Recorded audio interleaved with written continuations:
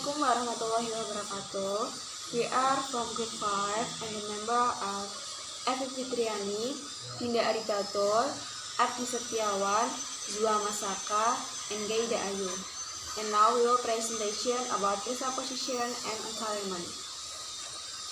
The definition of presupposition.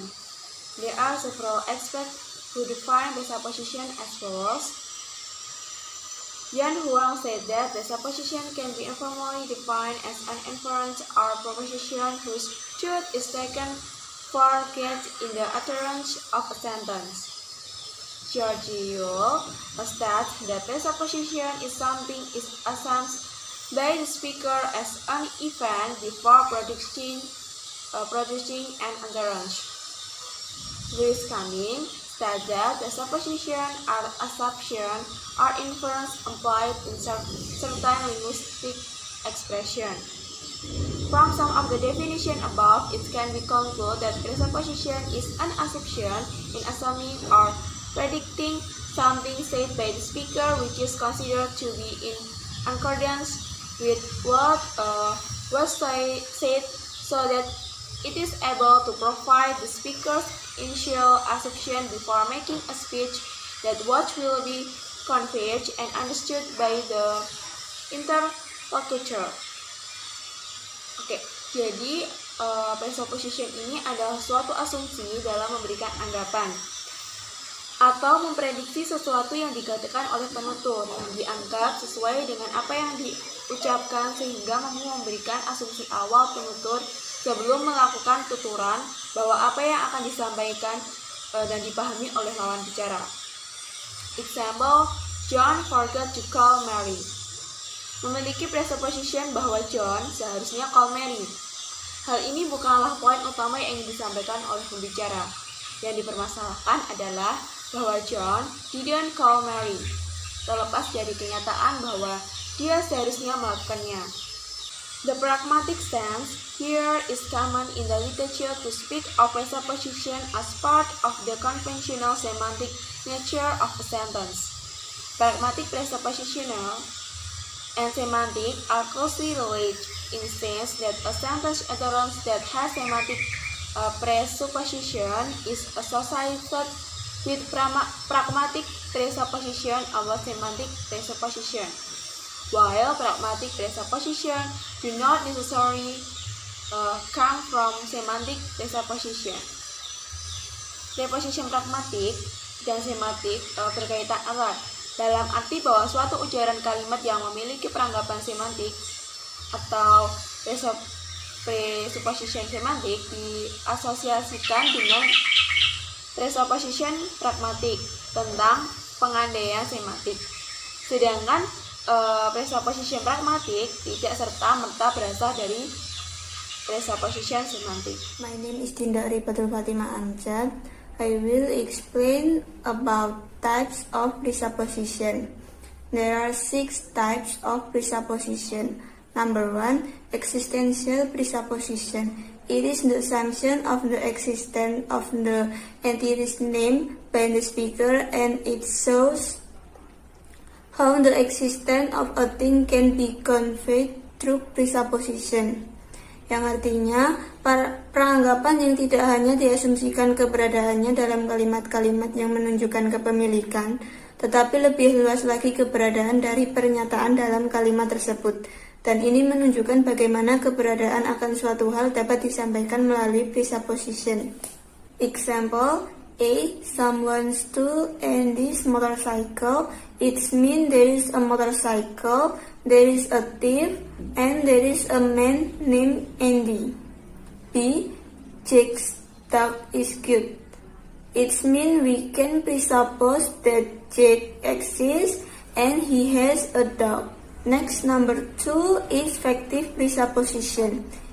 It is the assumption that something is true due to the presence of some verb such as now and release and of phrase involving glad.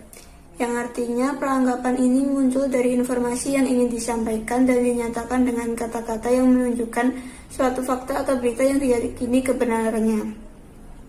Example, I'm glad it's over. It means it's over. B. We regret telling him. It's mean we told him. Next, number 3 is non-factive presupposition. It is an assumption that something is not true because using uncertain word. Yang artinya peranggapan yang masih memungkinkan adanya pemahaman yang salah karena menggunakan kata-kata yang tidak pasti dan masih ambigu. Example A.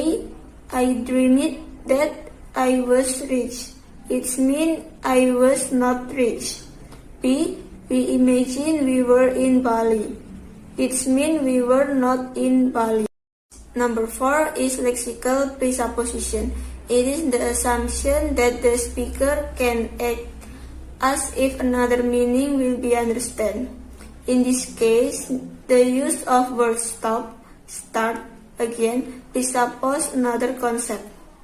Yang artinya bahwa asumsi pembicara dapat bertindak seolah-olah berarti makna lain atau ada makna lain yang tersirat dalam asumsi tersebut. Example A. He stopped smoking. It means he used smoke.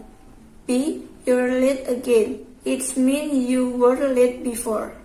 Next, number 5 is structural presupposition. It is the assumption associated with the use of certain words and phrase. The listener perceives that the information presented is necessarily true rather than just the presupposition of the person asking the question. Yang artinya, asumsi yang terkait dengan penggunaan kata-kata dan frasa tertentu dengan menganggap bahwa informasi yang disajikan itu tentu benar adanya daripada hanya prasangka dari orang yang mengajukan pertanyaan. Example A. When did he leave? It means he left. B. Where did you buy the bike? It means you bought the bike. C. When did he travel to the London? It means he traveled. The last, number 6, counterfactual presupposition.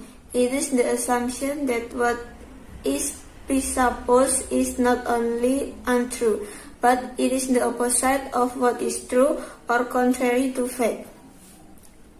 Yang artinya asumsi yang dihasilkan pemahaman yang salah atau berkebalikan dari pernyataan tersebut. Example A. If you were my friend, you would have helped me. It means you are not my friend. B. If we're not short, I would have become a stewardess. It means I am short. Okay, I continue the presentation.